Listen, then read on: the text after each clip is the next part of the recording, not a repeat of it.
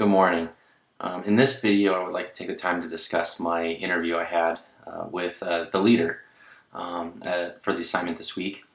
The leader I chose was my father. His name is Doug Moyer, and he is currently the Western Regional Manager for General Electric Medical Systems.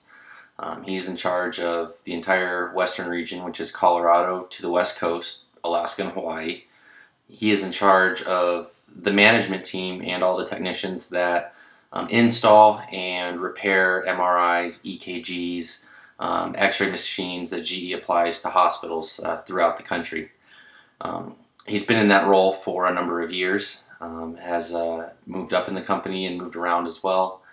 And I thought he would be a perfect person to discuss the topic of leadership and his role in the company and how he views his responsibilities and his leadership qualities and how he manages his day-to-day operation. A couple of things really stood out for me when I interviewed my dad is he saw the role of himself and other leadership as being a servant.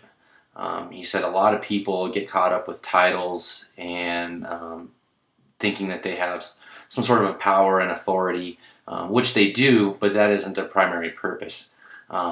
He had talked to me about he felt his primary goal was to make sure that those employees that were underneath him got all the necessary tools needed to help them succeed. It was his job to facilitate basically their success. Because he operated in that fashion, he felt that it opened up doors for his subordinates to be able to freely discuss more their important issues and what they need, and it also allowed him to be an advocate for them when they chose to promote, and just to be a true ally, which went to build an enormous amount of trust between him and his subordinates. The other thing that caught me off guard a little bit was his relationship with his superiors.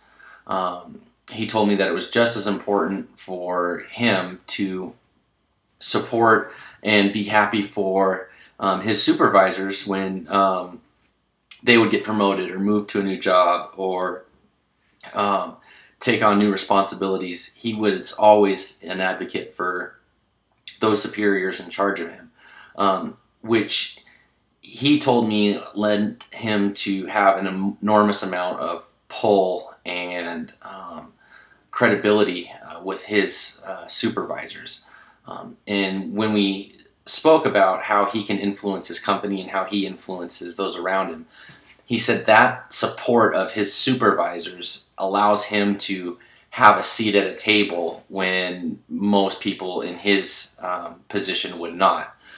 His employers and supervisors give him the opportunity to state his mind on key issues and key matters that when they're making decisions that could directly impact him, he now has a say, and his bosses tend to take much more stock into what he has to say and how it effectively runs his company. I never really took the time to consider how important it is for a subordinate to support their supervisor.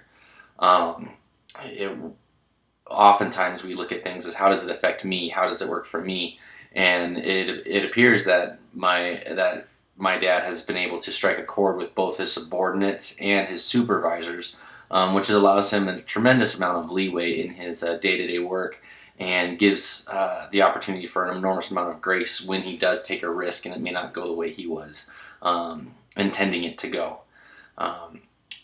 What I saw in relation to the readings was that there was a tremendous amount of emphasis by him placed on the relationship aspect rather than many other aspects in management. He focused solely on managing relationally and being able to put himself on the same level as others in order to get their buy-in and support, and same for his supervisors.